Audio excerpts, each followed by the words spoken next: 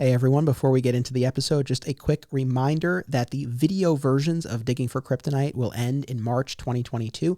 The podcast will continue on, but if you wish to continue being part of my Superman fan journey, which I very much hope you will, please make sure that you are subscribed to Digging for Kryptonite via your audio podcast platform of choice. We're on all major podcast platforms, so please make sure you subscribe so that you never miss an episode. And again, the video podcast will continue until March 2022. All right, and now, on with the show.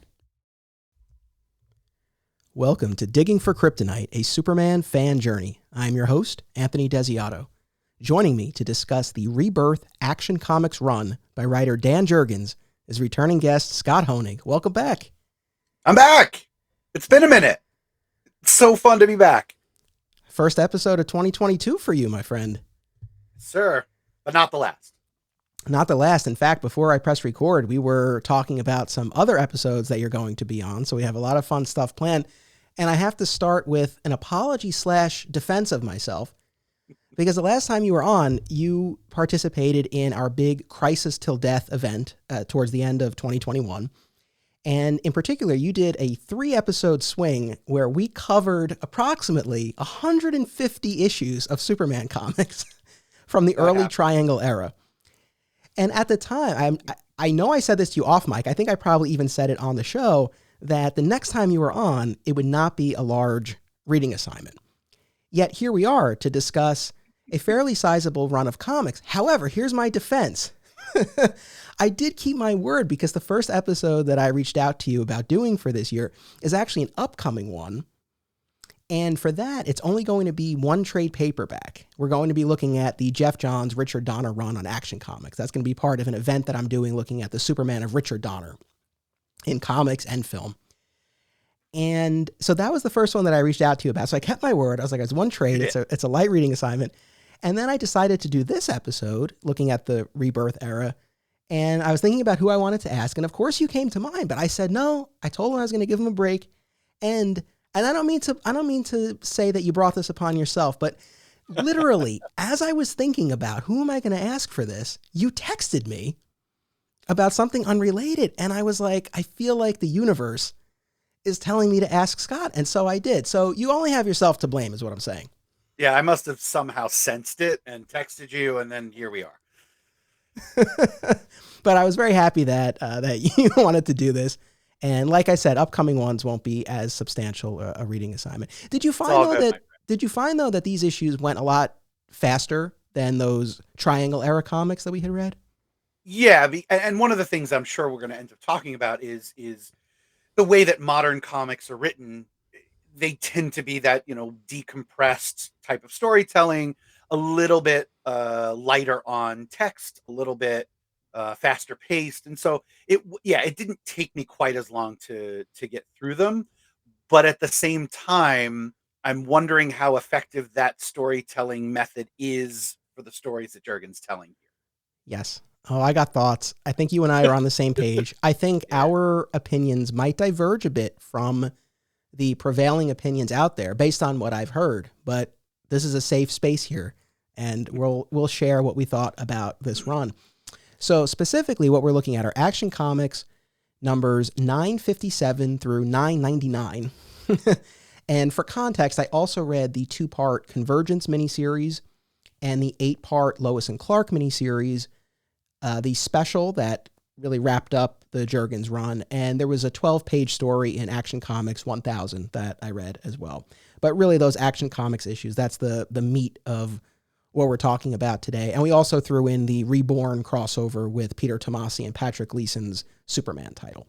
And the arcs specifically that it comprises are Path to Doom, Superman Meet Clark Kent and Lois Lane Back at the Planet, Men of Steel, the Mild-Mannered, Reborn, and New World trifecta, Revenge, The Oz Effect, and Booster Shot. So those are the primary storylines that make up the Dan Jurgens run on Action Comics. And there were numerous artists who contributed to this run. Patrick Zurcher was an early one and a main one, but there were a number of others as well, and we'll talk about them as we move forward. So we'll begin, as I always do, with the big picture question. And first, let me ask you this. Did you read this run as it was originally coming out? And if so, how did the experience then compare with the reading experience now? I am going to be unable to answer that question because when I read it this time, it was like I was reading it for the first time. I absolutely just didn't remember having read it. I know I did. I own the trade paperbacks. I definitely read it when it was coming out. But as soon as I started and realized that none of it was coming back to me, really, I said, well, this can't be a good sign. Like, it's one thing when, if you love a book and you remember it for that reason. It's another thing if you absolutely abhor the book and remember it for that reason. I'm sad to sort of report that I didn't remember it really at all. And it wasn't even that long ago. I mean, it was 2016, right, that they did Rebirth. Mm-hmm. So I was wondering why I didn't remember it, and I just didn't. So it felt like the first time. Okay. So, all right, I guess then although that is very telling, I think that tells us a lot. But before we unpack our feelings towards the run, let me answer the first part of that question for myself. I did not read it as it was first coming out. This was the first time that I read it. And that plays into my view of it in a major way. But just to give the context for this, from Death of Superman through Infinite Crisis, I read monthly. I read the single issue comics as they came out. After Infinite Crisis, I made the decision to switch exclusively to trade paperbacks for all the reasons that you often hear from people. And the period between Infinite Crisis and Flashpoint ended up being spottier than I intended. So in theory, I was reading in trade paperback, but there were a number of runs, sad to say, but Kurt Busiek on Superman, James Robinson on Superman, and then that new Krypton saga. I started each one of them, and they did not hold my interest. So I did read the Jeff Johns portion of that period, but for most of the rest of it, it was like a little bit here and there, and I didn't finish it. And then that era wrapped up with Straczynski's Superman Walking the Earth arc, which I did not read, but I will. And he left in the middle anyway. Yes. Well, he had other fish to fry in the Earth One universe. And the Paul Cornell run on Action Comics featuring Lex, which I did read, and I'm going to be reading again for another event that we have coming up. But so the end result was that after, a decade and a half, however long it was, of reading very, very consistently, it got a lot spottier. And then came Flashpoint, and I stopped. I mean, that was really it. And it wasn't necessarily in anger, in all honesty, but my view very much was, this is not my Superman. We did away with the new 52 Superman? The new 52 Superman. Yeah. So I really sat out that entire era. And in the future on this podcast, I will be rectifying that. And I know, because I see it on Twitter, I know there are people who got into Superman or got into comics with that era, and there's a lot of love for that. So it's all good now. But at the time, I just felt we had lost the marriage, we had lost the Kents, and it just felt like this is not my version of the character. I read Flashpoint, and then I read Justice League #1, and I was just like, you know what, this just isn't for me. So I was out. Then in 2016, like you said, we got Rebirth and the return of the pre-52 Superman and Lois. And overall, a restoration of hope and optimism across the DC universe. That was the line at the time. And hand in hand with that, I made a little experiment for myself. After all of this time of reading in trade, I decided I'm going to try reading monthly again. And I'm going to set up a pull list at a new comic shop because my comic shop had unfortunately closed a year prior. And I was like, I'm going to see if I can replicate that comic shop experience somewhere else. I'm going to see if I can get excited about going to the shop every week and reading monthly. And so I signed up for a bunch of the DC Rebirth books, including Peter Tomasi and Patrick Gleason's Superman. Not the Dan Jurgens action book, which might be telling in a way. And I have a couple of theories as to why I did that, but we can circle back to that. But sure. So I did that for about 6 months. And in the end, you really can't go home again. I was not able to create the type of experience that I wanted for myself. And I said, okay, I don't need to do this anymore. It was fun to try. The shop that I went to was great. It's the Spider's Web in Yonkers, New York. Great shop, but it just wasn't what I was looking for. And reading monthly wasn't doing much for me either. I think I realized that I had made the right call as far as waiting and reading arcs when they were completed. So I had read, 6 months worth of the the Rebirth-era Superman title only. And that's been it. And for all these years, finishing the Tomasi run and then getting to the Jurgens run, it's always been on my list. And I've always heard, I mean, really pretty consistently, very positive things from people, friends and strangers alike, about what a great era this was for Superman and what wonderful runs. So I went into this, to be honest, with fairly high expectations. So that's the backdrop for me and how I came to this run. And as always, the context and perspective are really important, because I think that context for me really informed my view of this run in a major, major way. So I'll toss it back to you now. You didn't really remember, you're reading the first time. So it was like you were reading this for the first time. Now, what was your overall impression of the Dan Jurgens run? I'm tepid on it.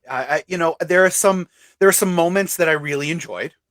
There were some moments I was pretty turned off by, and everything else, the way that I characterize it for me is it felt like a cover band doing someone's greatest hits, right? What we see in this run is Jurgens bringing back so many of the characters and concepts from the 90s run. And that's actually what makes this really fun, is because you and I are uniquely poised, having just had those 3 discussions about that 90s run, which largely featured Dan Jurgens stories, to then transition to this and see those points of connection, because it hasn't been 30 years. It's been a couple of months. But it just felt like he was going back to that well, but those concepts in a modern context didn't quite hold up. They didn't quite work in the same way. In the 90s, at the very least, I could say there is a certain charm to those concepts. Even when they didn't work 100%, there was a charm to them. And maybe that's my age. I was a child of the 80s and 90s, and so those Superman comics speak to a time in my comics reading where, as a 13, 14, 15-year-old, this was new and exciting. And now I'm 43. And, I've read so many superhero comics that I don't want to even lay it all at Jurgens' feet. I think I have to own some of this, that I just may be in a time in my life where, unless someone's doing something really new and interesting and different and really pushing boundaries, I may not be the target audience. And that's fine. I'm thrilled that there are so many people who love this run. They should. The Rebirth, like the New 52 before it, was a jumping on point for a lot of readers. And a lot of readers who were 12, 13, 14 years old when those started are going to say, that's my Superman. And now 30 years from now, they're going to be reading Superman and say, no, it's not New 52 or it's not Rebirth. And they're going to not like it because of that. But so I'm going to own some of that maybe it's my age and my long experience with reading superhero comics, that it just wasn't for me, I think. That's all fair. And as usual, like, you and I are coming from a similar place here. I would say for myself, I really wanted to love this run, and I didn't. But I went in truly hoping that I would. I didn't hate it, and there's a lot to enjoy here. They're definitely solidly constructed, readable stories, and Jurgens, having spent so much time writing Superman in the 90s, has a very firm grasp on the characterization. It definitely felt like I was reading Superman. Yeah. And that's great. A lot of the issues I had, I think, could be, and I, without knowing all the behind the scenes stuff, but I suspect that a lot of the things I had an issue with might point more to editorial.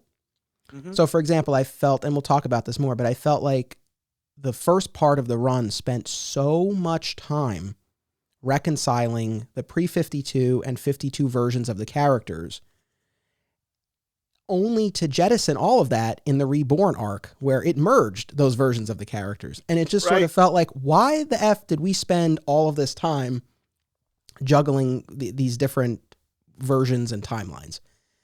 And then the Oz effect seemed to be pointing towards Doomsday Clock, and as we know from reading Doomsday Clock, ultimately went nowhere, and also featured a reveal that I have fundamental philosophical objections to. And I'll just say it now because, again, there are spoilers in here. If you've not read the run, maybe save this episode for later. I don't know. But at this point, I doubt this is a newsflash to anyone that Jor-El is revealed to be Mr. Oz, and I had major issues with that. But going back to the context piece of this, I 100% can see how someone who read this as it was coming out, particularly someone who did not enjoy the New 52 Superman, and maybe the same person who did not enjoy the Bendis run that followed this, why that person would feel very differently about this run, and why this run would be like a port in the storm in the midst of runs that they didn't enjoy. So if you're listening to this and you're in that category, like, I get it. I totally get it. But I read this in a vacuum. I didn't have that baggage here. I was just reading this run in and of itself, and it did not land for me the way that I hoped it would and the way I think it did for other people. Yeah, I agree with all of that, and I will happily jump in with you on the Jor-El reveal, because I've got feelings about it too. I think another factor for me in this run is that in the 90s, not only was Jurgens writing, but he also drew the majority of the Superman issues that he was writing. And his art style was, and will always be really a great fit for Superman. It's classic, but it's modern at the same time. I loved what Jurgens was doing. And that was even in a period when, we didn't have the advanced computer coloring that we have now. The simplicity of the art, the clear storytelling, his figure drawing, it was all really, really great. Just the number of artists on this run, and I think it might have been coming out twice monthly, if I remember correctly, right? So there's no way one single artist could keep up with that schedule, but they almost didn't even do one artist per arc. I mean, there were multiple artists per issue that switch for no particular reason other than we have to get this thing out on time. And I found that the majority of the artists, they're good artists in their own right. I just didn't feel like most of their styles fit well with Superman in general, but these stories in particular. There were a couple of standouts, but for the most part, I found a lot of the art to be very dark, very muddy, heavy on the inks. And for Superman, who's supposed to be sort of this bright, hopeful character, I just didn't feel like it jived well. So at the point that the stories weren't keeping me as engaged as I would have liked, I was kind of hoping that the art would, and it let me down a little bit there too. I'm with you. I will be covering the Peter Tomasi, Patrick Gleason Superman run from Rebirth next week, but I've already done my reading for that, and I have the same issue with both runs. If I'm not mistaken, both books came out every other week. So both books had the same issue where, unfortunately, and we understand it, for an artist to do 2 books a month is very unrealistic. But to your point, had they had artists alternating arcs, that would have gone a long way. Instead, it seemed to be very haphazard and very piecemeal as far as who was doing which issues. And like I said before, I don't know all of the behind the scenes, and maybe for whatever reason, that's what they had to do, but it just seemed ill-advised, and it didn't make for the cohesive reading experience that you would want. And we've seen, that's the thing, it's not like this is new, right? I mean, I feel like Marvel's been doing this for a long time, where they have artists trade off on arcs and things like that, and I think that works perfectly fine. I think that would have helped my enjoyment a good bit had we had seen something like that. Yeah, I'm going to agree with something you said, and then I'm going to disagree with something you said. I agree about the artists, the possibility existing of artists handling a particular arc, because at the same time that I was reading the Rebirth Superman, I was reading Tom King's Batman, and Tom King was writing arcs for particular artists, and they would do the 4, 5, 6 issues, and he was simultaneously writing the next arc while that artist was writing. So you constantly had one artist drawing one story, and then it would switch to the next artist. And I found that far more palatable, far more enjoyable experience than what we got here. The one thing I will disagree with is I remember enjoying the Tomasi Gleason Superman book far more than I enjoyed the Action Comics issues. Um, I I've long been a fan of Tomasi as a writer, from his Batman and Robin stuff to his Green Lantern stuff, and on a lot of that he was working with Pat Gleason, and so there was a real synergy between them. I found that Gleason was much more consistent as an artist on that book than Action Comics was able to have with any one artist.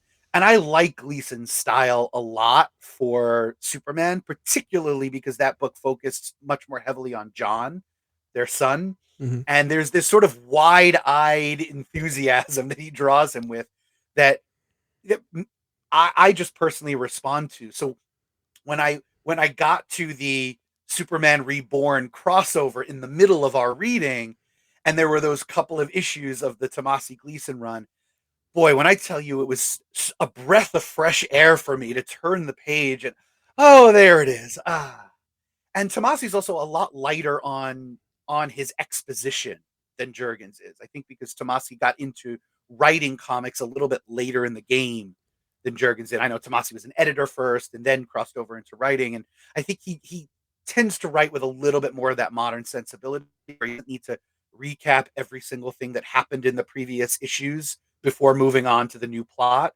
And so it was a little breezier, it was more fun, it was lighter. So when we get to that, I'll point out specifics, but I tended to like those issues a lot better. Fair enough. And I'll talk more about this next week. But yes, I would say overall, I did enjoy the Tomasi Gleason run on Superman more than this, but not vastly more, which I was actually kind of surprised by. But we'll unpack that more next week. You know, you mentioned how there were a lot of elements from the 90s and specifically from the comics that you and I read and we talked about last year that were used here. Jurgens' first arc is another battle with Doomsday. And we later have appearances from the Eradicator and Mongol and Cyborg Superman. So there's a lot that comes back around, and you might expect that I would be all over that. And it actually had the opposite effect on me a little bit. And I'll take it a step further. And this is why I wanted to have you for this episode, because we just did that massive reading project. And to spin all of this into a positive, let me say this. For readers at the time who were comparing this to New 52 and then to Bendis, right? I get why they felt a certain way. I was more comparing this to the Triangle era that we had just covered. And it did pale in comparison, but I'm looking at the positive here. It just reinforced how much I really loved those early Triangle era stories. So that's the positive that I tried to focus on here. And what I so missed, and I suspect you feel the same way, it's the subplots and the supporting cast. You know? 100%. I felt like one of the things that gave the original run in the 90s its charm was every 3-4 pages, the scene would change. And we'd check in with the Kents on the farm, or we would catch up with the Daily Planet staff. Things moving, even when just kept it going. With this, I found that there was like generally one central story that took over the whole thing. Even when we were catching up with Lois and John, even when Batman showed up, it was all still story. And the story isn't really doing it for you. You're kind of stuck with it because there's nothing else. And you're right. It seemed to linger on certain things just a little too long. Yes. We were having a little bit of an internet connectivity issue there for a moment. So let us take a quick break and we'll try to sort this out. And I'm sure we will. And we'll be right back. And we're back. I mentioned before about how bringing in the elements from the 90s didn't have what I suppose the intended effect was, for me at least. How about for you? I mean, were you excited that Jurgens' kickoff arc was a rematch with Doomsday? So my feeling on the Path of Doom arc was that I felt like using Doomsday out of the gate could have been a really good way to suggest that everything is all new moving forward, right? You're sort of starting at the place where, in a sense, the 90s Superman sort of ended for him. And I thought that that was potentially a smart move. I don't think it ended up really doing that for a couple of reasons. I didn't find the actual Doomsday battle and everything all that compelling, but also because everything moving forward was really, as I said, sort of a retread of a lot of the older concepts. I mean, at a certain point, I remember sort of taking stock. I went, okay, so we had Doomsday, we had Mongol, we had Henshaw, Cyborg Superman, we had the Eradicator, Steel made an appearance, and although we didn't get the Connor Kent Superboy, we did get John Kent Superboy. And I wrote in my notes, I'm like, all right, the gang's all here now, I guess, but it didn't feel the way that it felt then. And again, part of that is probably just me being older and maybe a little bit more jaded, and just because I've seen so much. But I wanted to lean into the nostalgia of it, right? Because nostalgia is a really, really powerful thing. And I just found that I couldn't. I was trying really hard to, and I just couldn't get there. So, it ended up being a little disappointing. That's the thing. This was another instance of where I wanted to like it so much more than I did. Doomsday is tough. And I've talked about this before. The law of diminishing returns is at play in a major way when it comes to Doomsday. His first story kills Superman. So it's hard to do anything new or different with Doomsday, certainly in a way that's going to be as compelling as his debut. Shortly after the death of Superman, Jurgens gave him an origin story in Superman Doomsday Hunter Prey. You could argue whether or not he needed an origin, and I think there are arguments to be made on both sides. I think there is something pretty cool about never knowing where he comes from, but at the same time, look, he's going to get an origin at some point, and the guy who created him was the best person to do it. So I'm fine with that. But otherwise, it's tough, and not just with Doomsday, but with a lot of these characters. If you're going to use them again and use those elements and play on that nostalgia, is there something new to say with them? And in a couple of instances here, there are, and we'll talk about that. With Doomsday, what I did enjoy, and props to Jurgens for this, was we had one new angle to play, which was that now Clark is trying to protect his son. It's not just the city and the world, but it's more personal now, and there's something to be said for that. And I also really did appreciate that Clark had learned from his battle the first time. So he knows not to get in too close. He knows to get him outside of a populated area. So that was cool. I appreciated that aspect of it. But those, and I not to be overly negative, but those were a couple of moments in a 6-issue arc. But I did appreciate those a lot. No, I agree with you. And the other thing that I started to appreciate was the Clark's thought process during the battle, where he knows that he had previously battled this creature and it had killed him.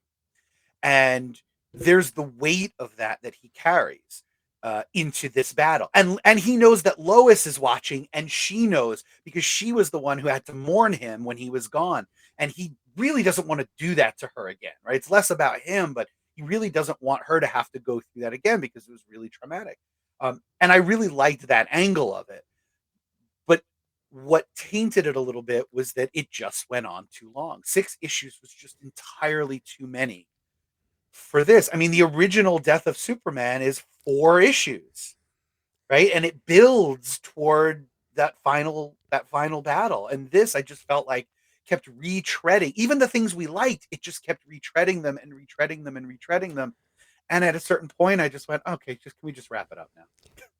You mentioned modern storytelling earlier, and I think Path of Doom and Men of Steel, those 2 arcs in particular, represent the worst of modern storytelling, in that I felt both of those stories were decompressed / padded.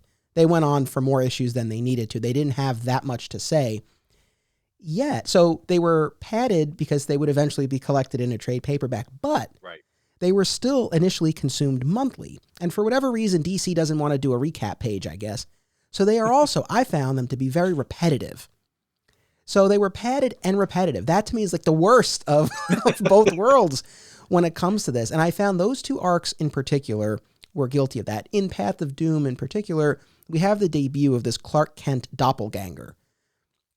And we'll unpack that a little bit more, I guess, when we talk about the subsequent arcs. But it's issue after issue of people asking him, who are you? Where'd you come from? I'm Clark. And at a certain point, there's just nothing new to say. Similarly, the Men of Steel arc, I'm jumping ahead a couple of story arcs, but that was a fascinating premise, I thought, where you have these aliens, the remnants, whose worlds have been destroyed by Darkseid, and they can see into the future, and they see that Lex Luthor, who in this era of Rebirth has been a hero, is going to take over Apokolips and cause untold death and destruction. So they want to kill him now. So it puts Superman in a very difficult spot because on his world, Lex was evil. Here he seems to be a hero, but he can't find any proof of Lex's misdeeds. And then the remnants show up with this vision of the future. And so it really does create a believable conflict. But there doesn't seem to be much more to say because it's issue after issue of the remnants saying he's going to do this. And Superman saying, well, he hasn't done it yet. Well, he's going to do it. Well, he hasn't done it yet. It's just like over and over. It was such a good jumping off point, but I don't think there was really anywhere to land.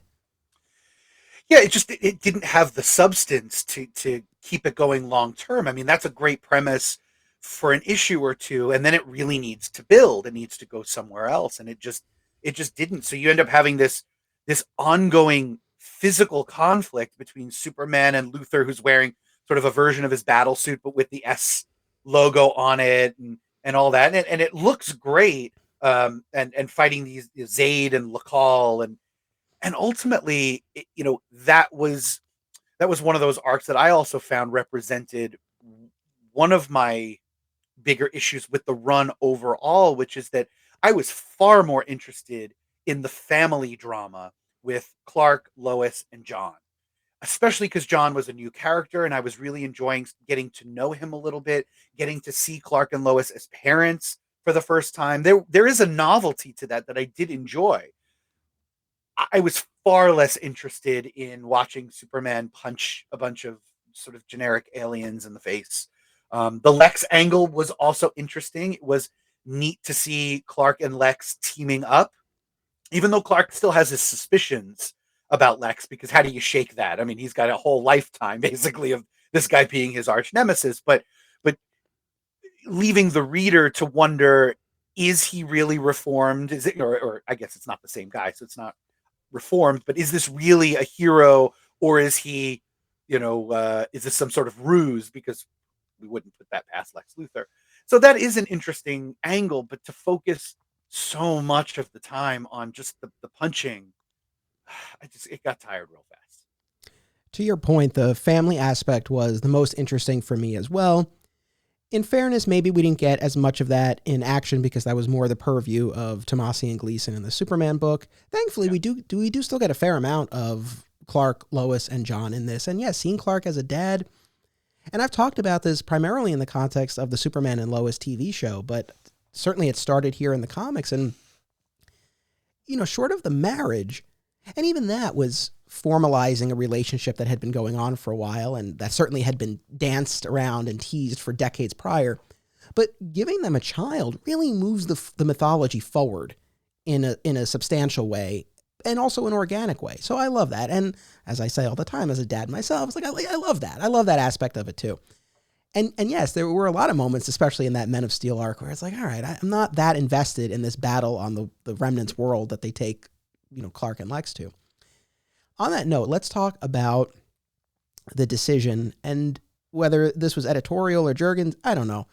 But this decision to integrate the post-crisis / pre-52 Superman, however you want to call him, into the New 52 world. Because that's essentially what happens, right? When the New 52 era ends and we enter Rebirth, Rebirth is more of a feeling, that era. It's not necessarily that continuity has been rewritten. And in fact, the New 52 Superman dies at the end of the New 52 run. And our Superman and Lois, who have been on this earth in hiding all this time, and we see that chronicled in the Lois and Clark miniseries, which I quite liked. I want to talk to you about that. Yes. But the beginning part of Rebirth is quote unquote our Superman and Lois starting to integrate themselves into this, what's left of the New 52 world. And like I said, it ends up feeling to me pretty pointless when we get to the Reborn arc and everything is merged anyway. But I don't know. I mean, what is your take on that initial decision? Because they do get some good mileage out of it. I feel like the best mileage they get out of it is Clark having these memories and experiences of villains on his world. And in the case of Henshaw, for example, in the Lois and Clark miniseries, and then later with Lex, not seeing those things unfolding in the same way. And it's putting him in a tough spot because he can't put them away for something they haven't done, but he also knows these worlds aren't that different. So I thought that was interesting. I mean, what was your take on that whole piece of it? Boy, I feel like I keep going back to the same well, but it's the same thing. It's a neat idea on its face, and a lot of potential for story, but that potential ends up being kind of squandered because it just goes on too long. Like there is, I think, a sweet spot of time that it would have worked really well for. And for me, I know in my notes I sort of remarked that the Superman Reborn crossover to me felt much more like where the story should have started. Yes. Right. I think you could go probably from the Lois and Clark Road to Rebirth miniseries right to Superman Reborn, and that's a really, I think it's a concise trajectory that gets us to where we need to be to start enjoying this version of Superman, whether that's a throwback for people or whether that's something new for people, depending on where you are in your comics experience. To have to go from the Road to Rebirth through Path of Doom, Welcome to the Planet, Men of Steel, and then get to Superman Reborn. That's where I just felt like, can we please just get me there, please? Yes, and I'll be nice, and I'll say one more thing in fairness to the run, and especially to people who like it. If I had been reading this as it were coming out, I'm sure I would have been more invested in the mystery of the Clark Kent doppelganger. I came into this run, I had actually read Reborn when I covered the post-crisis Superman origins on the podcast last year. We didn't really spend much time on it because we had so much else to cover, but I had read it. And so I knew Mixus Pitalik was this other Clark, and I knew where that was going. So, and similarly, I knew Jor-El was Mr. Oz. So again, I came into this run reading it in a vacuum and knowing a lot, like the two big reveals of it. And so for anyone who, is like, how could you not like this? I think that explains a lot of it. And if you're wondering why I keep trying to qualify all of this, I said this to you off mic. I take no delight coming onto the show and talking about something I didn't like. I really thought I was going to like this more. So I feel very conflicted doing this, but I want to give my honest opinion while still acknowledging why I totally get why people do like this. But with this whole business of the pre-52 Superman and Lois on this earth, it's just, I don't know, it feels like such a curious choice to do it the way they did, where they spent so much time setting up only to merge. Like if they had spent all that time integrating them and it stayed that way, okay. Or if they had merged them right off the bat, like you said. But it just felt like a very weird place where they landed. And I just wonder, and hindsight's 2020 and all that, but I almost wonder, in that DC Universe Rebirth special that Jeff Johns wrote, when Wally West emerges from the lightning there, could that not have just sort of, tidy this up for us really quickly so we could just jump in? It's like, I feel like they could have avoided a lot of this. They did. And I'm not going to belabor the point. I will say that I agree. I will also say, to defend you and myself to some extent, while I also take no pleasure in offering some criticism of the run, your mission with this podcast is to look at almost the entire breadth and scope of Superman's, at this point, 85-year history.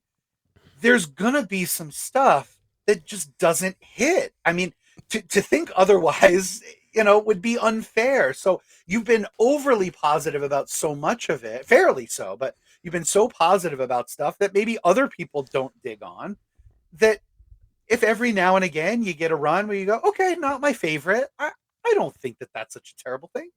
That's true. No, you're right. Well, you're right. All right. I'll be harsher now. I've been too soft so far. No.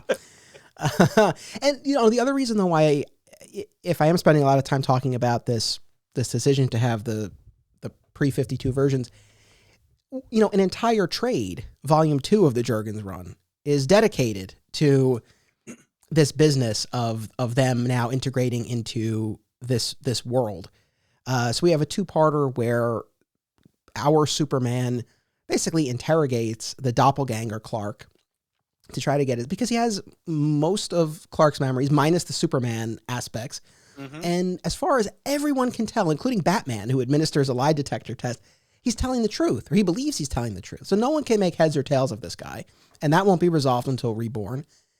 And then the 52 Lois Lane has died, and so now we have this whole bit. There's a 2-parter with Lois where she essentially takes over her counterpart's life at her request, right? Which she had found this message from the 52 Lois.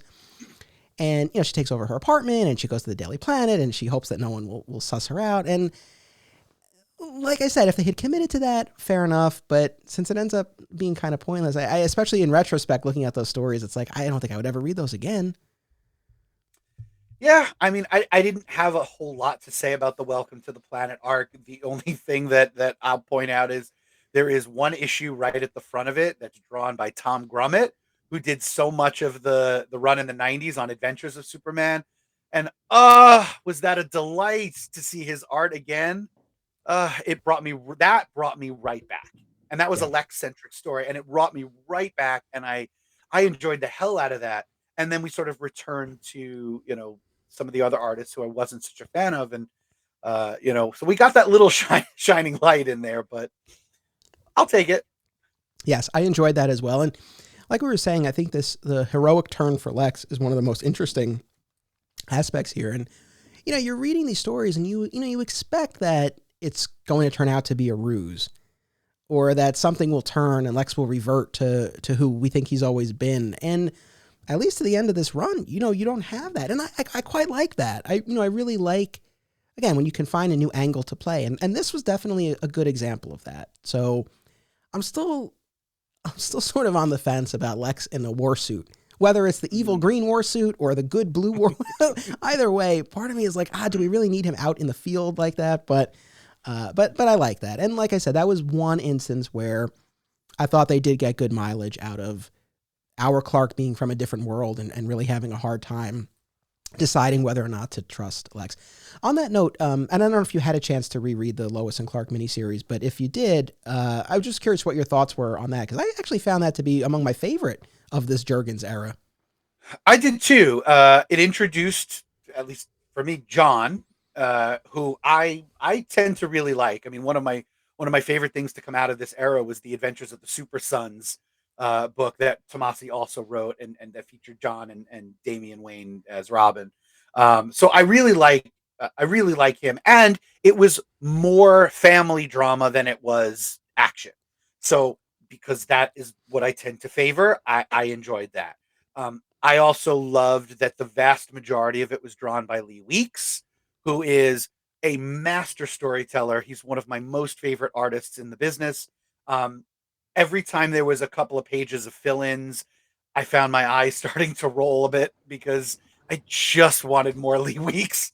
And it's not even like any of those artists were bad. I just, when you're reading Lee Weeks and you turn the page and it's somebody else, very few people are going to not disappoint me at that point. So I like that. I like it as an opening.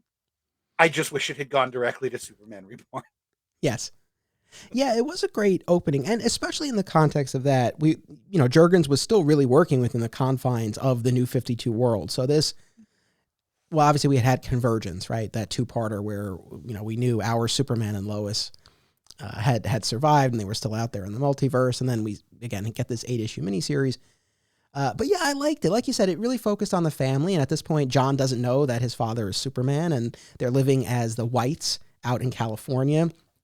And, just this struggle where Superman wants to intervene, but it's not his world, and he also has his family to protect. So that creates, again, a new source of tension, which is always welcome. And so to see him in the black suit, the beard and the black suit, I love that look. I know you do. You and I are not going to agree on the black suit. Unless he is in mourning. Because I know, like, after Our Worlds at War in the early 2000s, he wasn't wearing a black suit, but the S on the chest, instead of the yellow background, it was black, to show his mourning for those who were lost in that battle. I like it to represent how he's feeling at the time. I don't love it as a look. I know you love it in Justice League, in Snyder's Justice League. I so don't like that at all. I think you can do it for a little while, and I was able to be on board with it for that arc, and then I really needed it to change. However, my caveat to that is they went to a version of the Superman suit for him that I also really don't like, and it's much closer to the classic look.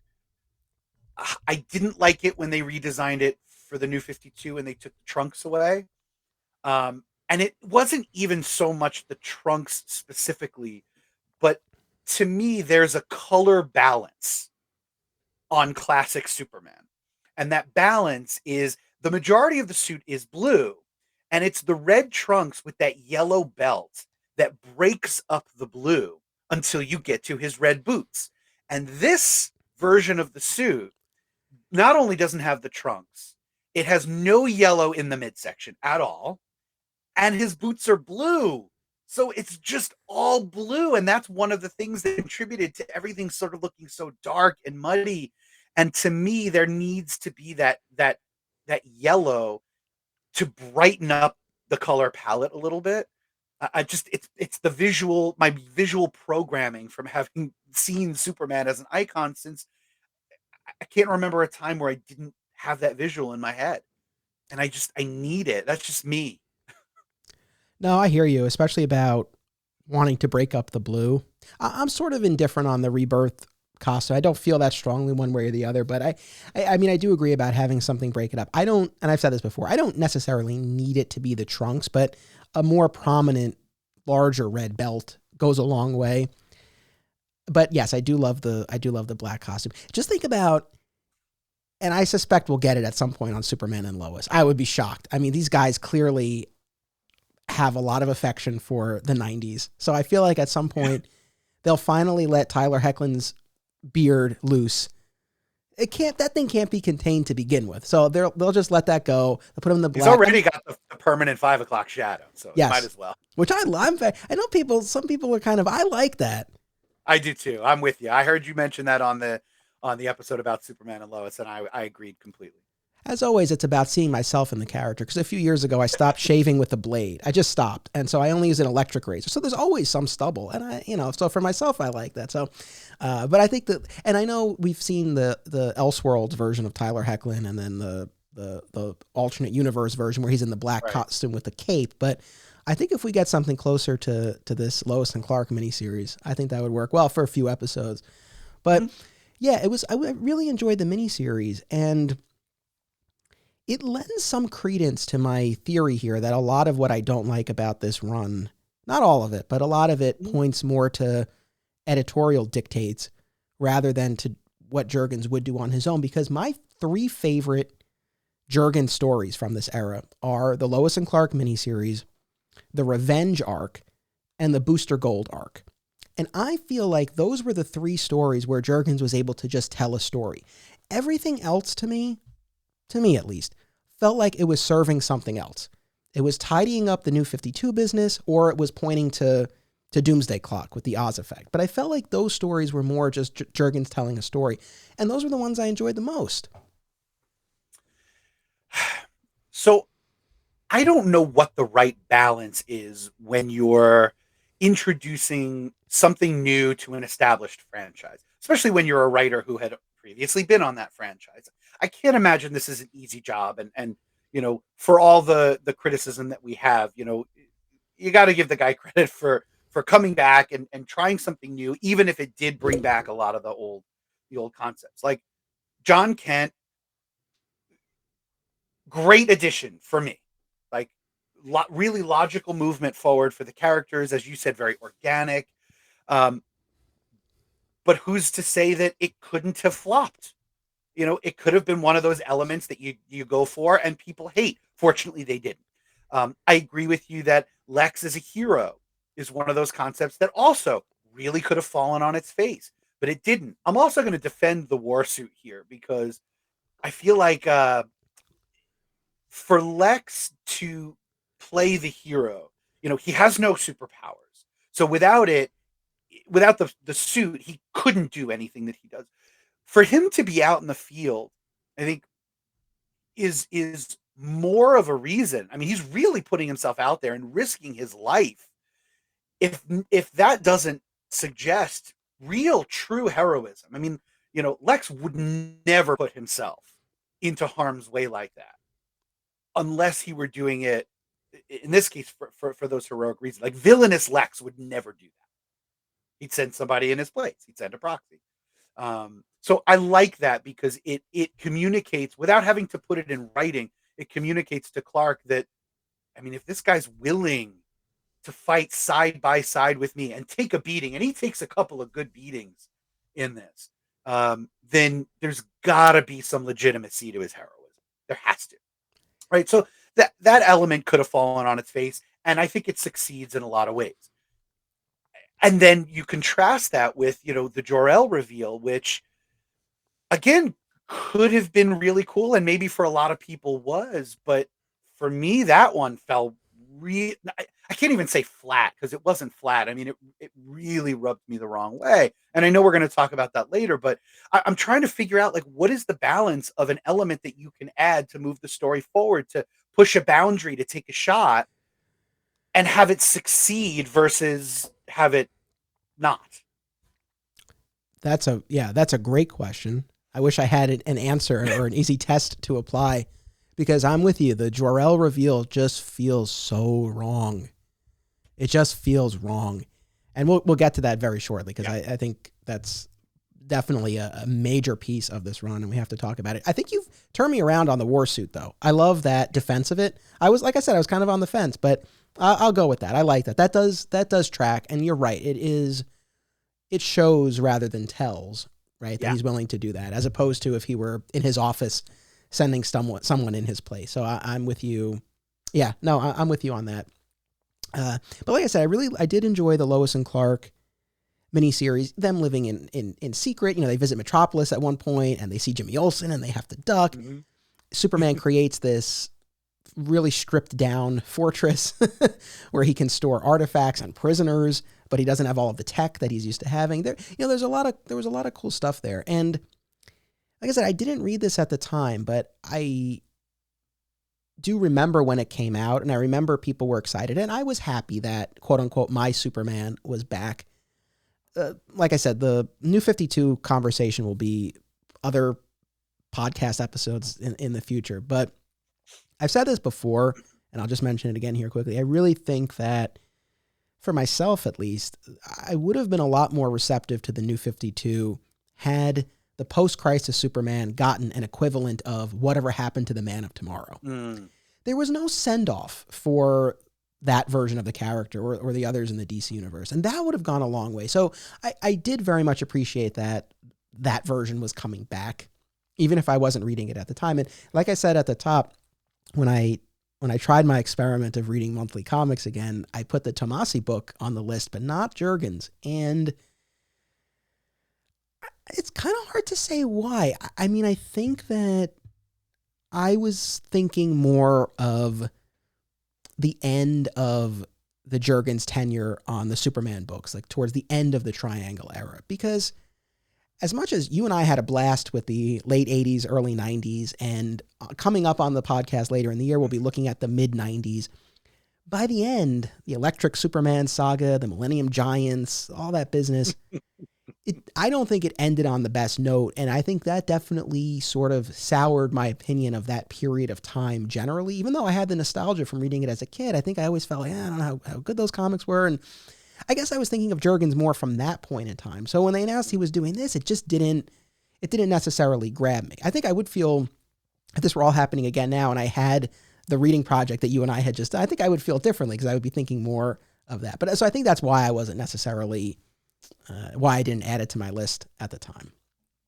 That makes sense. And I probably, I mean, I was reading everything, you know, in the Rebirth era. I was hoping to recapture some of my love for DC because, you know, as the New 52 wore on, there was less and less to really be excited about. So I was hoping, and so I was trying everything. I was really hoping with Jurgens back on Action Comics to recapture some of the love for the 90s stuff, and I wish I had better memories of having read it as it was coming out, and you know, I'm really sad to say that I can't add that to the discussion. It's fine, but I feel like your impression was at least a positive one, because when we had that text exchange and I said, I'm going to cover this, would you want to do it? You said, yeah, I love that. I love those comics. So even if you don't remember this, you did. I could pull it up. Oh, okay. So, I mean, that's the thing. Even if you didn't remember the specifics, I think it definitely at least left a positive impression. So let's move forward into the Reborn arc. What were your thoughts on the reveal that this doppelganger Clark Kent? Now, in fairness, the doppelganger Clark did solve a major issue for Superman, because the 52 Superman's identity had been exposed, right? Everyone knew that Clark was Superman. So on top of everything else, we also have this business of how are we going to reconcile this? So another Clark Kent definitely, you know, went a long way towards that. But we find out in the Reborn arc that it's actually Mxyzptlk. What was your take on that reveal?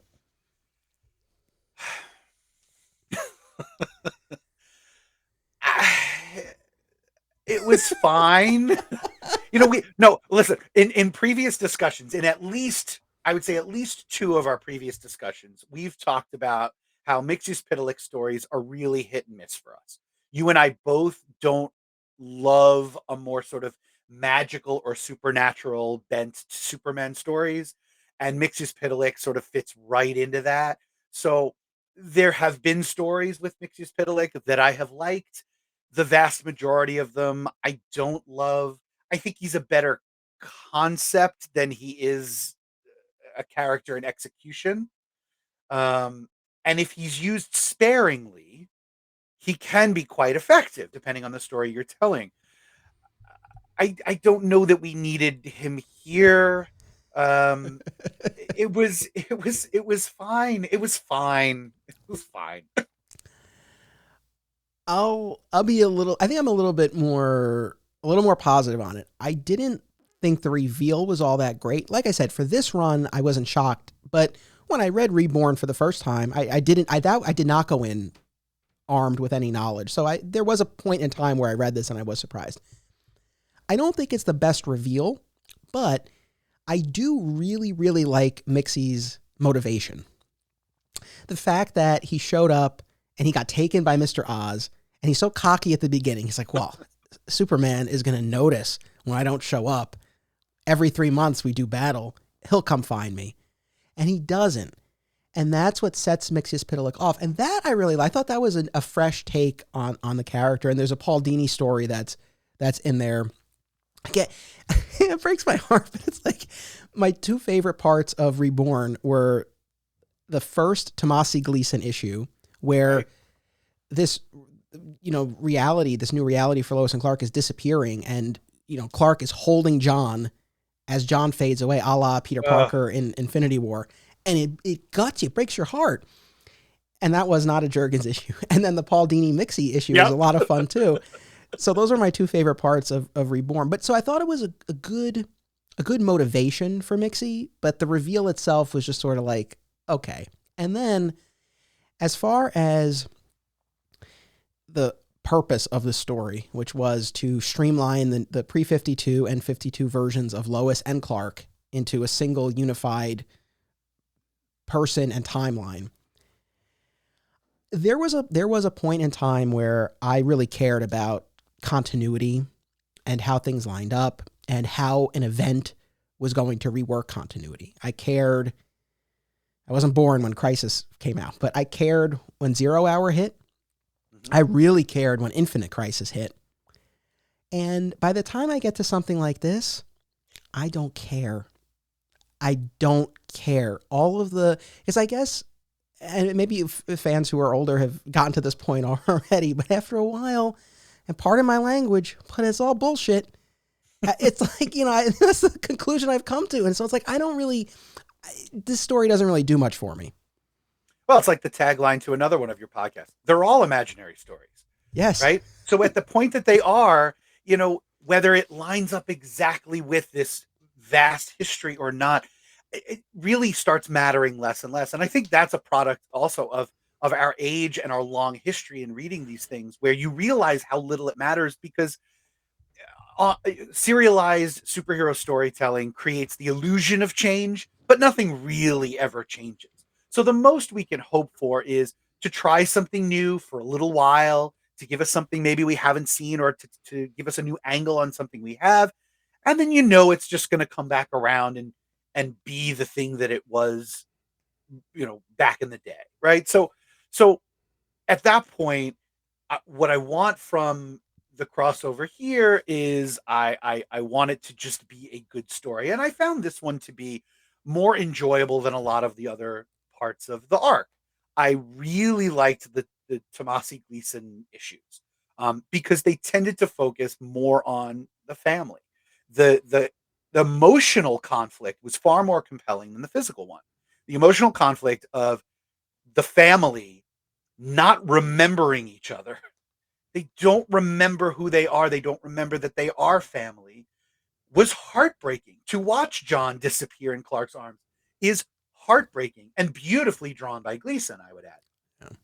I agree with you. I thought the Paul Dini story drawn by Ian Churchill, where Mxyzptlk explains to John the whole saga of how this all came to be, it looked fun. It read in a fun way. It was fun, and it had an emotional core to the story that a lot of the other arcs in this run just didn't have, because it is Action Comics, I get it, but they tended to focus more on the physical conflict. So yeah, this was definitely a high point.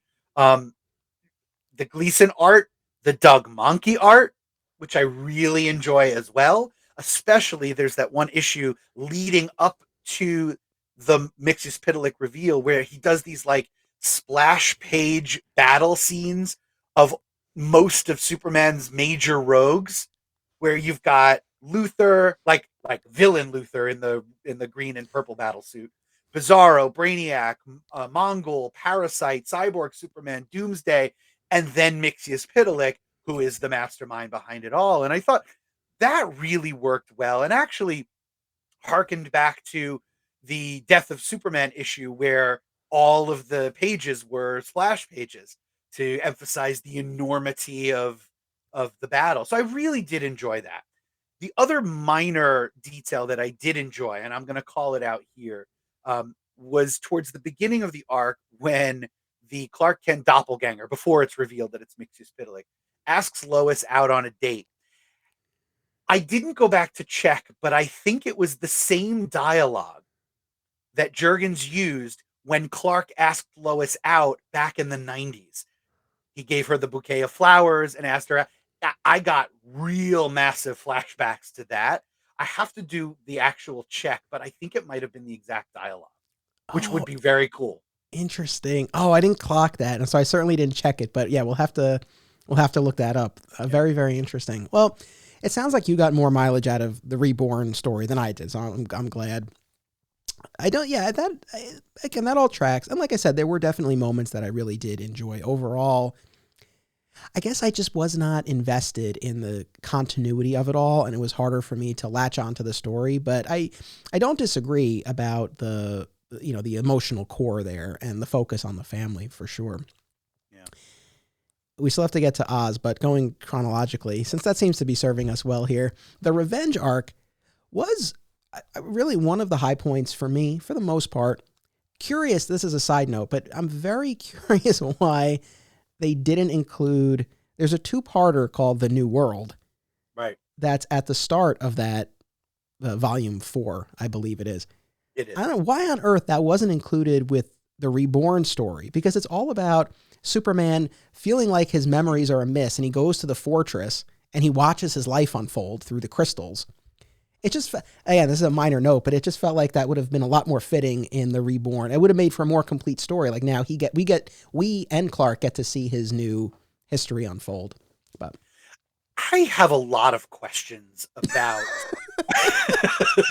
about never a good sign when I start with that. I have a lot of questions about how, like, what are the decisions when not only are you writing stories that you know will be collected in trade, but then when the original issues are then repackaged for trade. I have a lot of questions about how that happens, because like you said, there is a lot of repetition when you read it in trade, because again, there are no recap pages. And so some writers, Jurgens being one of them, feels compelled to catch you up at the beginning of every issue. And that problem could easily be solved with the recap page for the single issues, but then they're easily removed for the trade, right? You could have one recap page that recaps the previous trade and then moves forward into the story. So you don't have to experience the exposition, whether it's done in narrative captions, which is a little bit more palatable to me. When it's done through dialogue, it is so clunky. yeah, because nobody would ever talk about what just happened to them, because it just happened to them. Right? So I have questions about, and I understand, like, financially, and I guess time wise, it's just more convenient to take the issues as they were presented and just bind them together as a trade. But to me, it would seem like they're two different reading experiences. If you're reading 20 pages this month and then the next 20 pages next month, you're getting a different experience than if you're reading the 6 issues all in one shot. And so I feel like they should be a little bit different. And I felt that here, as I suspect you did.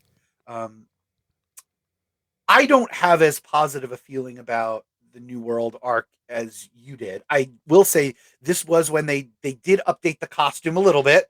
yeah. It was with this arc, and they gave him red boots, which I like, and a little yellow on the belt, which I also like. So I'm going to give them props for that. The Superman Revenge Squad, to me, was really where it cemented my opinion that this was like Jurgens' greatest hits, but just a little off, like it was a cover band doing Jurgens' greatest hits.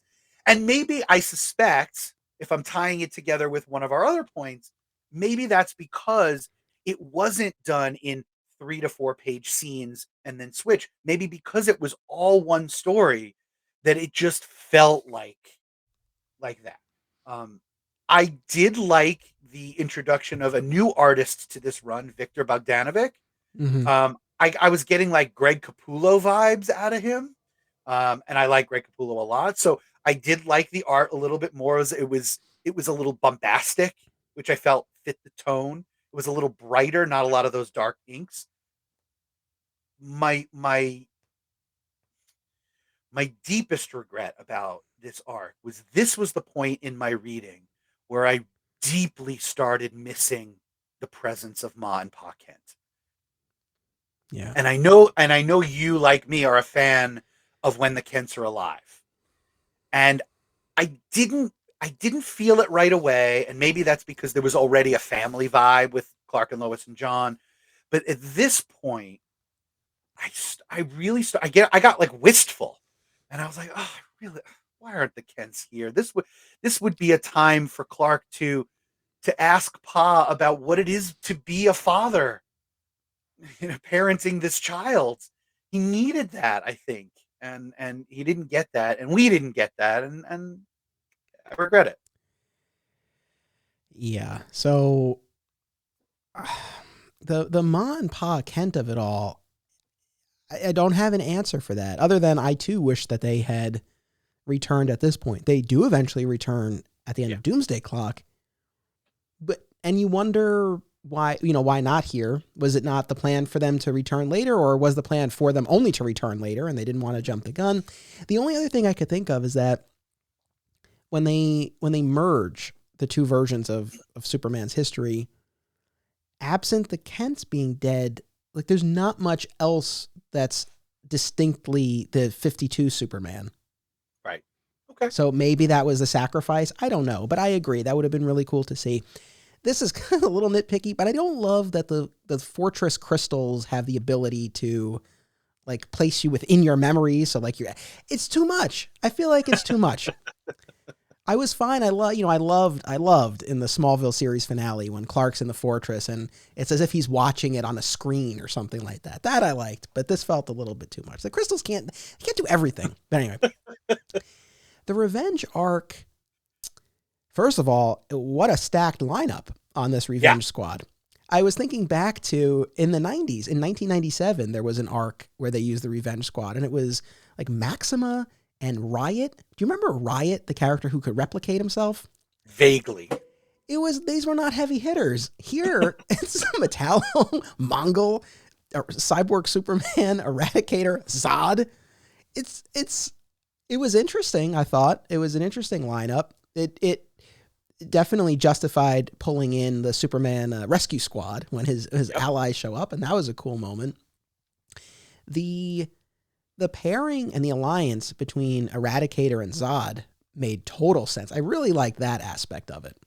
I'll agree with that. There is something cool ultimately about seeing those characters lined up together as a squad. And the drama and the tension of, I mean, Superman has struggled to defeat one of these. What is he going to do against all of them? And for half the battle, he's blind. Yes, I forgot about that. So that adds another element of the tension. And I will say, I did get the real nice feelings right when the whole Superman rescue squad comes in. I have less of a connection to Keenan Kong, the Superman from China, and I don't have much of an attachment to that version of Lana Lang as Superwoman. Did you read that Superwoman series at all? I didn't. No, me neither. It never really appealed to me. I know you're a huge fan of Steel, so it's nice to see Steel. But at the end of the day, I don't know. Other than sort of seeing the cool lineups, I don't know that I got a ton of mileage out of the story.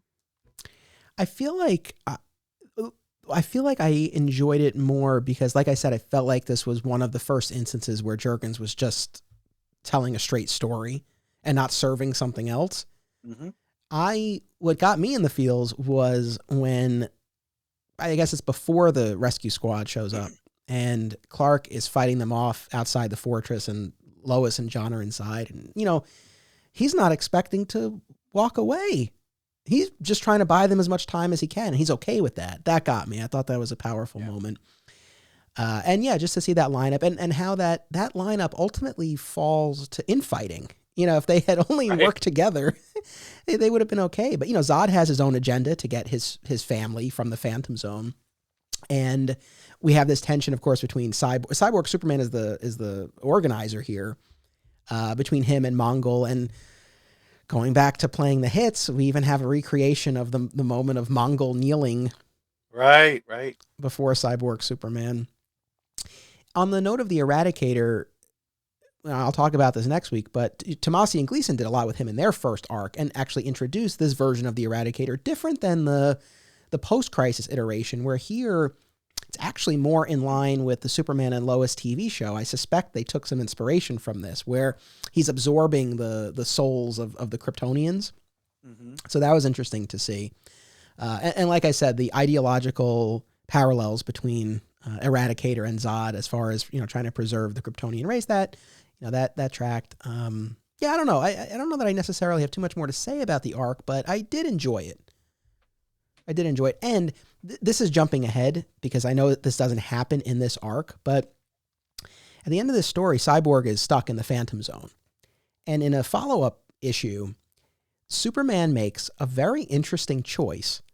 Right? He stops this asteroid that's coming towards Earth, and there's a mineral inside, and he uses it to create this like impenetrable room in the fortress. And he retrieves Cyborg from the Phantom Zone and places him there with those magic crystals I was just complaining about. and allows Hank Henshaw to live in his happiest memories, to hopefully try to regain some of his humanity. This was very interesting to me, and I mostly land on the side of what a beautiful moment, and I applaud Clark for his mercy and his inventiveness. I also have somewhat of an opposing view as well, but I wanted to get your take. What did you think about that? It's an elegant solution, and it's perfectly Superman too, right? Because it solves the problem of not having cyborg Superman out there causing trouble. And when he causes trouble, he causes big trouble. I mean, this is a heavy hitter of a villain, right? So you have to keep this guy off the playing field. To doom him to an eternal existence in the Phantom Zone, I think even Clark recognizes that while it's not a death sentence, it might as well be, and maybe it's even worse, right? So this solution gets him off the playing field, so he can't hurt anybody else, but isn't torturous. In fact, it's the opposite; it's bliss. And if the result of it can be that you get Hank Henshaw, the human, the man, back, then that's a bonus. And if not, then he at least remains, in that blissful world. So I see this as speaking volumes about who Superman is and why we love him, because he will try to find that way to solve the problem if he can. Yes. Yeah, like I said, overall, that's where I land on this. I guess I really like the idea. I like that he would even be thinking about a more humane way to imprison someone. Part of me wonders, though, is Hank Henshaw the worthiest candidate for this? Because I actually feel like Phantom Zone is almost generous given what he's done. And we know with Hank Henshaw, we can't, if we destroy the physical form, the consciousness will survive and he'll find a new form and he'll come back. So you can't just destroy him, quote unquote. Phantom Zone kind of solves that problem. And given the millions that he killed, I don't know. I think that's okay. So part of me was like, I don't know. Did you talk to Hal Jordan about this? He might feel differently. Maybe, yeah. But no, overall it was not. And it was one of those things where he was being proactive. I really like that. I like that he took it upon himself to, once the opportunity presented itself with that asteroid mineral, he's like, okay, I can do something with this. And that was something that was new and different. I really, I did like that a lot. All right. I think we're at Oz. I think we are. So we've had this, well, a bit of a subplot, right? Where there's been this mysterious figure, and he popped up in the New 52 as well, and he's been imprisoning various heroes and villains. Tim Drake was there. Mrs. Pitalik was there. So Mr. Oz has been popping up, and I think we as the readers had a sense that we knew this was connected to Rebirth and the Doomsday Clock. I think so. Right, but this is the arc where Oz and Superman finally face off, and Oz reveals himself to be Jor-El, plucked from Krypton milliseconds before it exploded and sent to Earth, where he was subjected to and viewed the worst of humanity. And his takeaway from that was that humans are not deserving of being saved. And he sent Kal-El to the wrong place. And over the course of this arc, he's going to show Kal-El all of these instances of any time you give someone the choice to do the right thing or the wrong thing, they'll choose the wrong, the evil. And they're not deserving of you. Before we talk about this in particular, we were talking about this off mic. You and I have not reread Doomsday Clock in quite some time, but unless I'm totally mistaken, this does not pay off in Doomsday Clock, because what we ultimately find, or at least are led to believe, is that it's Dr. Manhattan who had plucked Jor-El. And Dr. Manhattan, of course, figures prominently in Doomsday Clock, but as far as I can remember, Mr. Oz does not come back into play in Doomsday Clock at all. So this felt like a lot of setup for nothing. It did. So there were two reasons why I was primarily disappointed is even a little charitable. Why it really sort of irked me the Jor-El reveal. One is, it's not even the reveal itself; it's the implications of Jor-El having survived Krypton's destruction. I mean, you take that and really think about what that means for Superman's entire existence. It's it's it's something that is so core to who Superman is. The idea that in a desperate last ditch effort to save their son, Jor-El and Lara place him in this vessel and send him away, to who knows where. It is pure luck and speculation that he'll even survive, much less land in a place that would allow him to live and thrive. And I know that was one of your gripes on Smallville, that it's a sort of intentional thing, because I was just listening to it. But I agree with you that the chance of it all, it's almost Shakespearean. The Superman origin is so elegant in its construction. Not only the Moses parallels, but just being the last survivor of your world, growing up, it's that ultimate adoption story where you cannot, there is no chance for you to get to know your birth parents. It's not like they're even out there somewhere where you can find them and meet them. They don't exist anymore. The best you can hope for is a magic crystal to capture their essence or something like that, which is not the same thing. And so you add that element back into the story, and wow, does that change things. And that's why it felt to me different than introducing John Kent, or Lex as a good guy. To me, it felt so wrong. And the other reason why it really rubbed me the wrong way is, as I'm doing this reread, I am teaching a unit on Watchmen in my 11th grade English classes.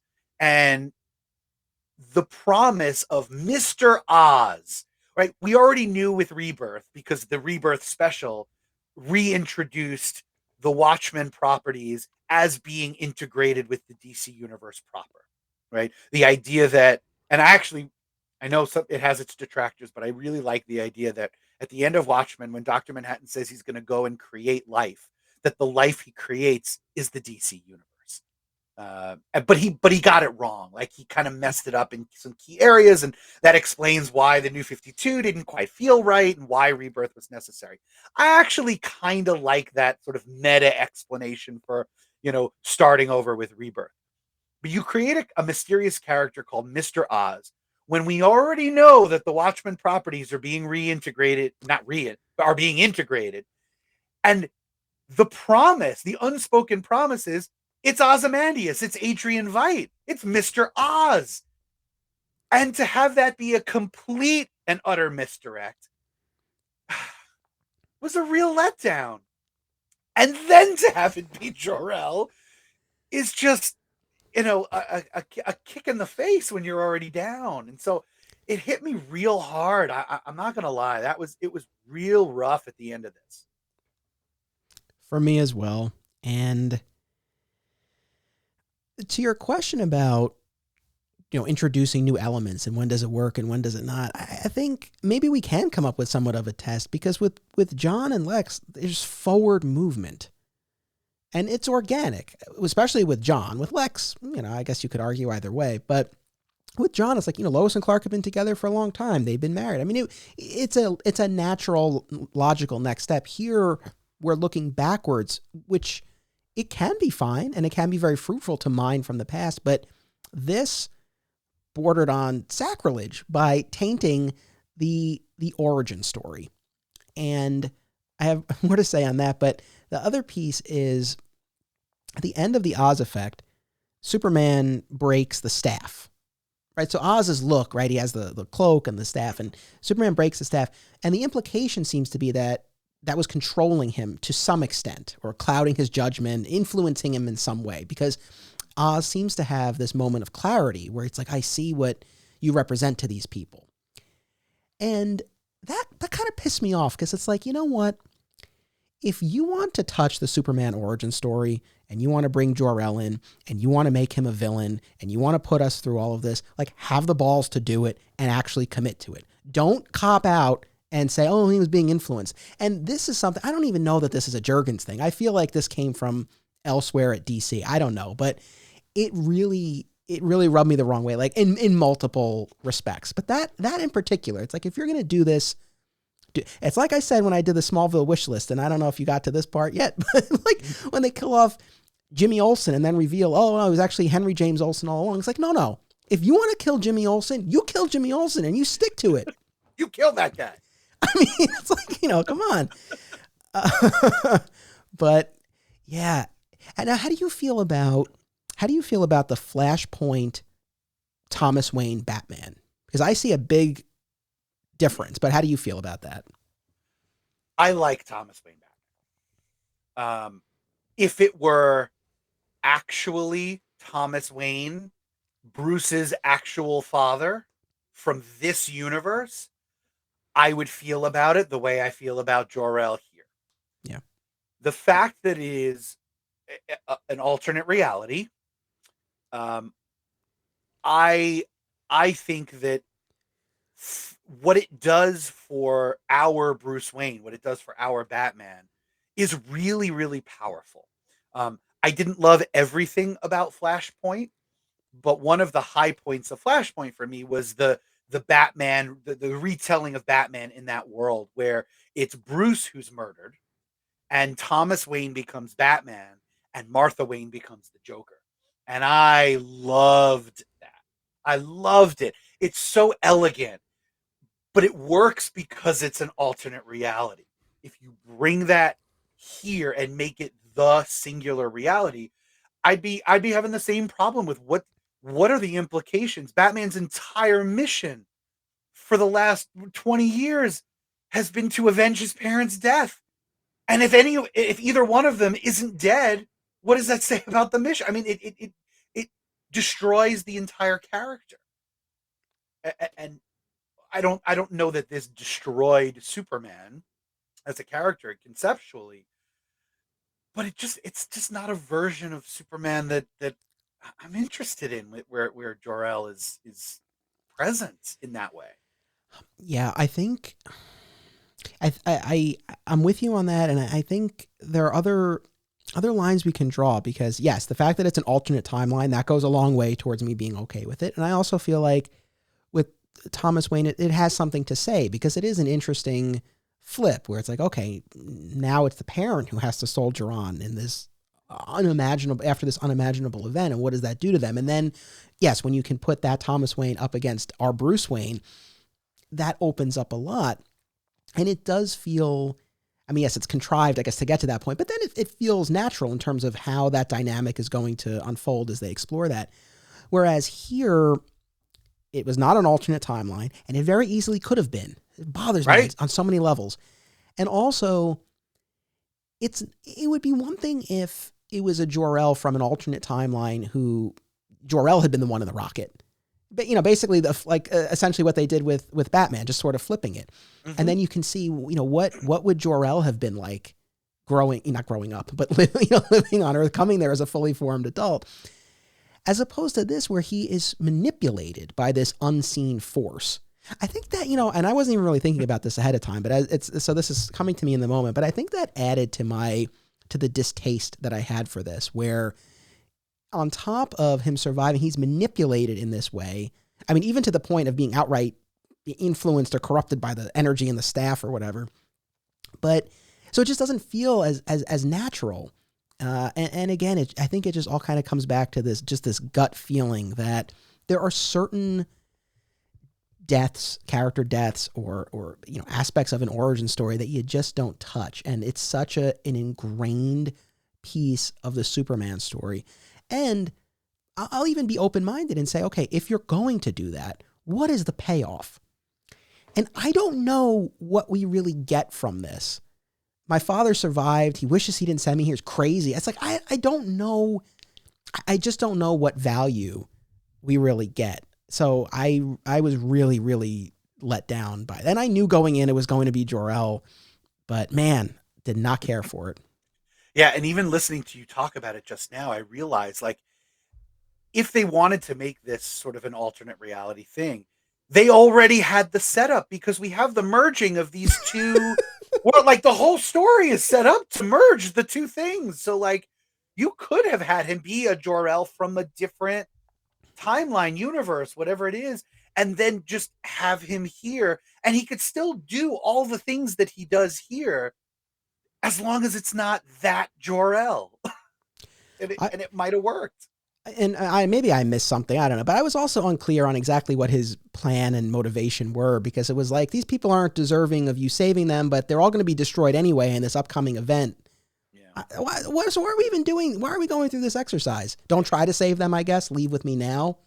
Well, I mean, what I got from it was less about Jor-El, and it was more about how can we use that to showcase why Superman is important, right? Because by having a character, a foil, who says human beings are essentially evil, and given the option, they will always choose evil, it gives Superman a chance to respond to that, both verbally and then physically, with his trademark hopefulness, to say they're not evil. If they are shown the way, they are capable of tremendous good. And that's what Superman's always stood for, right? And to have him have to teach that lesson to his own father, I guess there's sort of, I guess, an elegance to that. I don't know how well this story really accomplishes that, if that was indeed the goal. Right. Yes. Yeah. I mean, I don't know what else I have to say about Mr. Oz other than, this. And I know, again, benefit of hindsight, but I don't want to, for anyone, I know I did a whole episode on Superman and Lois season 1, but for anyone who skipped that because they didn't want spoilers because they haven't watched it, I'll try to keep this vague. The Superman and Lois did a great job of playing with the Kryptonian family tree and showing that there are other options and other ways to accomplish something very similar. And here, it wouldn't have had the weight of the reveal. Although, I don't know, maybe there could have been another Kryptonian who they would have had, Zor-El me. I don't know, something where it's like we could have had the punch of the reveal without undermining the origin story. I feel like there were other ways that then still could have gotten at this idea of these people aren't deserving of you. But don't we often get that perspective with Zod? Yeah. Right. Zod's many attempts to either turn Earth into another Krypton, terraform it, or, bring the Kryptonians back. A lot of his arguments tend to be, why do you care about these people? They're inferior to us. They're ants. They're worthless, right? And so you could accomplish that as easily with Zod, who had already been introduced into this run anyway. Maybe you do it with him. I don't know. I don't know. So much of it just doesn't sit right with me. This is one area I don't think we're alone. I don't think my sense was that this was not well received. And I know, while I haven't read the Bendis run yet, I know that Oz continues to play a role in there and that the storyline is ultimately resolved, but not, as far as I know, not via a retcon. They don't undo this, which I'm sure at some point will happen. The Jor-El thing doesn't rise to the level of this for me, but the other time where I was so put off by a story choice was, and I know people are going to be with me on this, the Sins Past storyline in Amazing Spider-Man. Right. And that was an instance where, I felt sick reading that. I was like, this just feels so wrong. And it took years and years, but it was eventually retcon. So I feel like at some point we'll get that here, but it was unfortunate. I thought that the Booster Gold arc, the Jurgens final arc on this booster shot, we got a little something there where, Superman wants to travel back to Krypton to see those final moments, because as much as Jor-El seems to, present a convincing case that he is in fact Jor-El, you can't know for sure. And Superman's been through enough where he knows things aren't always as they appear. So the fact that he wants to investigate more fully takes it upon himself to steal the cosmic treadmill and then runs into Booster Gold. I thought that was a nice jumping off point for that arc. It doesn't justify Mr. Oz at all, but at least we got something out of it. Obviously, Booster Gold, Jurgens' creation, and he drew, going back to the art, he drew the first couple of parts of that, so that was neat. I wanted to ask you, because Booster, there are a couple of instances where Booster makes reference to him and Superman as time's finest. Right. And I can't help but wonder if Jurgens was, maybe trying to subtly pitch a Superman Booster Gold team-up series, see if people would latch onto that. Interesting. I'd probably give that a shot.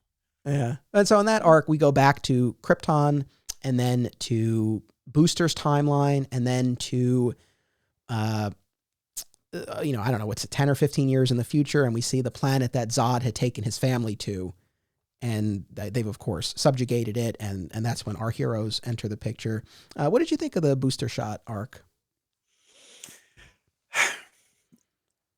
It's hard to be objective about it because it comes after the Oz effect, right? And so I'm already just so soured.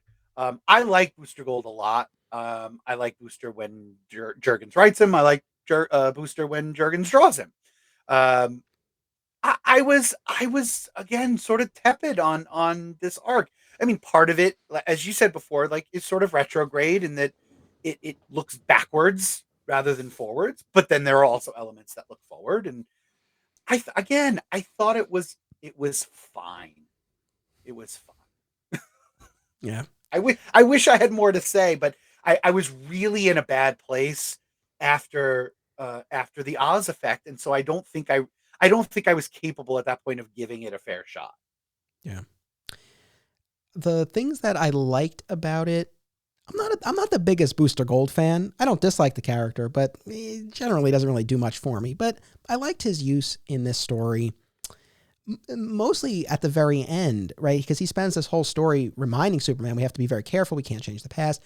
And as Booster Shot is unfolding, we have this subplot. We finally get what I actually quite enjoyed, this subplot of Lois and John, unbeknownst to her initially, rescuing her father, General Sam Lane. I really enjoyed that storyline, and it seemingly ends at a certain point with all of them getting gunned down. And when Superman and Booster return to the present, right after witnessing Krypton explode, Booster realizes what's happened to Superman's family, and he's like, he's already seen his world die.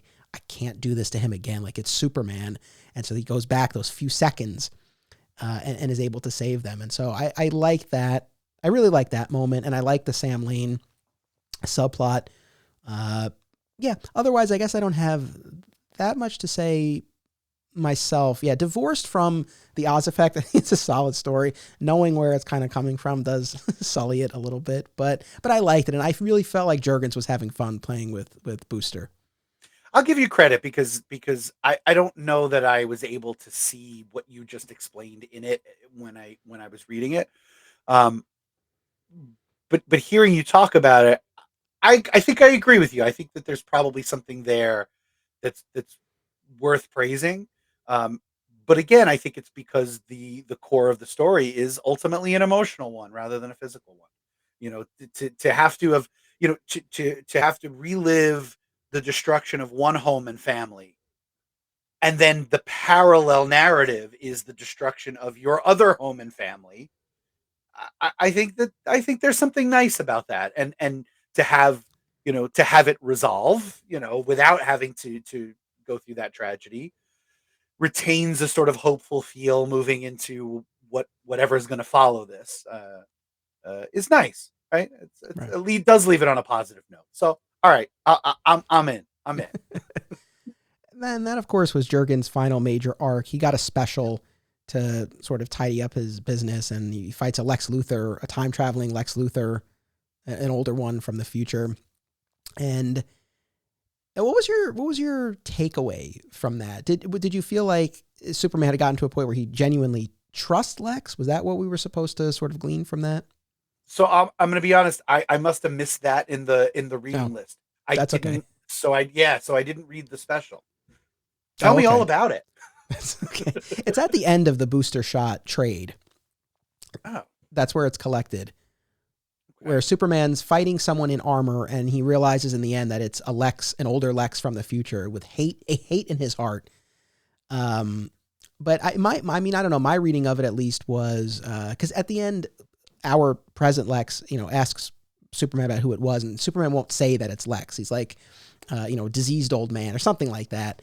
And my takeaway seemed to be that he was putting his past with Lex behind him and was moving forward with him. I'd be curious to know what others thought about that. But, Jurgens had that special. And then I don't know I'm sure you read it at the time, even if you didn't reread it now, but he wrote the first story in Action 1000, the 12-pager. It was a nice little story about the Metropolis wanting to celebrate him and thank him. And he's sort of put off about, kind of being in that capacity and being the center of attention in that way. But, everyone around him, particularly Lois, and the Justice League as well, really try to impress upon him that, he kind of needs to do this for them. He needs to let them thank him because that's what the city needs to do for him in appreciation of everything he's done for them. So it was I thought a nice little story to sort of end this Jurgens era of Action Comics. Yeah, and if you remember when we were talking about his 90s run, some of our most favorite issues were the ones that, there was no physical fight. It was mostly focused on, supporting cast, like sort of quieter stories. I remember one in particular where it was Lois writing an article for the Daily Planet that was basically about why Superman's great and why we need him and why we should appreciate him more. Right. And from what I remember, having read that story the first time, it had that vibe to it. Right. Because when you have an arc that has gone through as much of and really thinking about it, like there's a lot of darkness to this run. So you do need to punctuate it, I think, with a story that reminds us again of why we love Superman and what he stands for and that hopefulness. So from what I can recall, I think that story was a fitting end, I guess, for Jurgens' run. Yes. Yeah, for sure. And speaking of the end of his run, he was ushered out to make way for Bendis. And right. I know people, I don't know that I would even say are split on it. I feel like I hear far more often from those who wish that Jurgens and Tomasi on Superman as well and Gleason had been allowed to continue on. And like I said, I have not read the Bendis run yet, except for his introductory Man of Steel miniseries. I know the main beats of his run, and I can't say I'm a fan, but I go into all these things with an open mind. So in the future, I will read the Bendis stuff and we'll give it a fair shake. Mm-hmm. I will end on this. And I know this might sound odd given that I know I wasn't that high on the Jurgens run, but man, I wish he had continued. Because recently on Twitter, someone posted about the 90s villain Conduit, Kenny Braverman, the former classmate of Clark's, who develops these kryptonite powers and has a grudge against Clark and dismantles the Clark Kent life and identity. It's the Death of Clark Kent storyline. I've long been a fan of Conduit, as you and listeners know. Every time like we talk about, what's a villain they should have used? I'm like, Conduit, there's so much untapped potential here. So someone posted about Conduit, and Jurgens himself actually responded and said, had we not left the book, we were going to do this big Conduit arc starting in Action 1001. Nah. It would have been written for you. Well, it's funny though, because now part of me, after this discussion, part of me is like, I don't know, would I have liked it as much as I think I would have liked it? Based on this, maybe not. I don't know, but I would have liked the opportunity to read it. So I'm not as high on Conduit as you are. I mean, he was fine. I don't have anything against him. I suspect, and I hate to say this, I suspect that it also might have felt like a cover band of the Jurgens' greatest hit that is Conduit.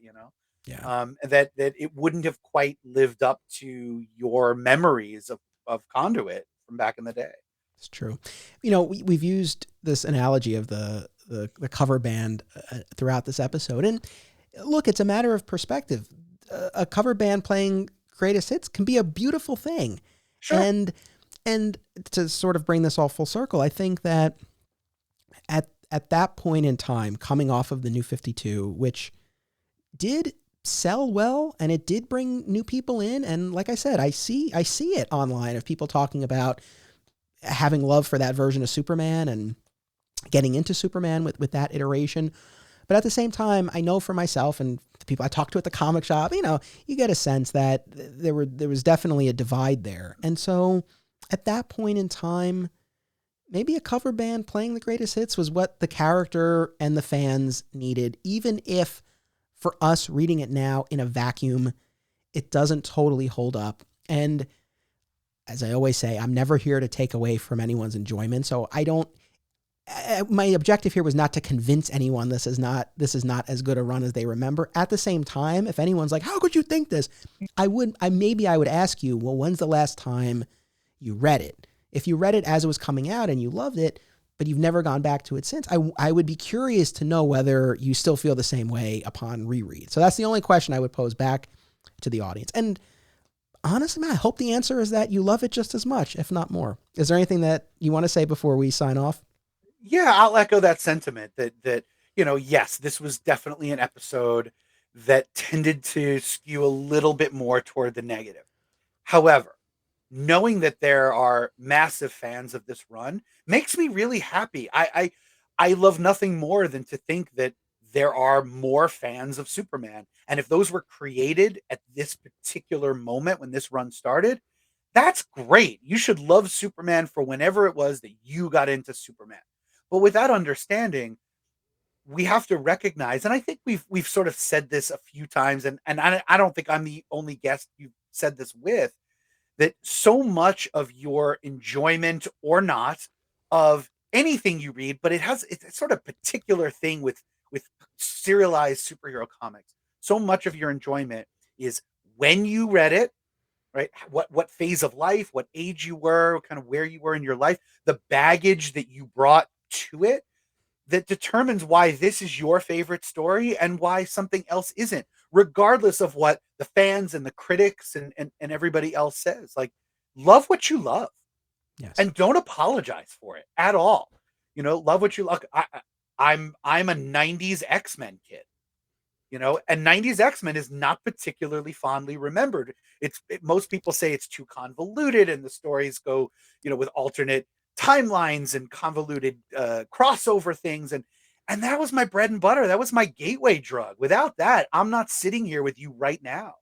So even on rereads, like, I found that it holds up for me. And there are lots of people who read it and go, this is utter garbage. And you know what? That's okay. I love it. I'm not going to apologize for it. If this wasn't my favorite run of Superman, again, you and I have read so much Superman that there's bound to be a couple of runs here and there that just aren't our favorite. And we shouldn't apologize for that either. So you love it, love it. We have our take. So well said, my friend. And speaking of convoluted 90s stories, my Spider-Man gateway was the Clone Saga. So there you go. Yeah. And again, I know I said this earlier too, but like I said, on a positive note, I suppose it gave me even more appreciation for the early Triangle era, because you see, I think they made it look kind of effortless. And you realize that, no, there was a lot that went into that to have those books working in unison, and crafting those subplots the way that they ebbed and flowed. That to me was one of the biggest things that was missing here. And yes, there was a lot of action. It lived up to its title, right on for that. But it was those other moments that give it the texture and the nuance and the point of connection in a lot of respects. And that's what I kind of found was missing in it. But it made me just look back and there was really something special about what those books were doing at that point in time. So I agree. And maybe part of our appreciation for that is that you were getting a Superman book every week in the 90s, right? But each one, because it was a different writer and artist team, each one had its own flavor, right? So we didn't have the time to let one particular story get stale, because every month you were switching to a different focus. And with this, I mean, to their credit, Action Comics is one continuous story. And Tomasi and Gleason's Superman is one continuous story. So from a reader standpoint, maybe it is more effective at that point in 2016 to give readers one book that they could follow. Like you said, you were reading Superman, but not Action, and it didn't interfere with the reading experience. But then again, there is the charm of having it pass on, pass the baton from book to book, and we didn't get that here. Yes. All right, folks. Well, that was the Rebirth Action Comics run written by Dan Jurgens. Next week, returning guest, sweet Bernie Gersmeyer will be here, and he and I will be talking about the Rebirth-era Superman run by Tomasi and Gleason. So our Rebirth coverage will continue. Scott, thank you so much. This was really a lot of fun. My absolute pleasure. This is always a blast. I look forward to it. It feeds my soul. Right on. And Scott will be back for upcoming episodes with lighter reading assignments. Thank you. I promise. So thank you, Scott. Thank you to the audience, as always. I really do appreciate you tuning in. Make sure that you come back next week. And until then, remember, it's about what you do. It's about action.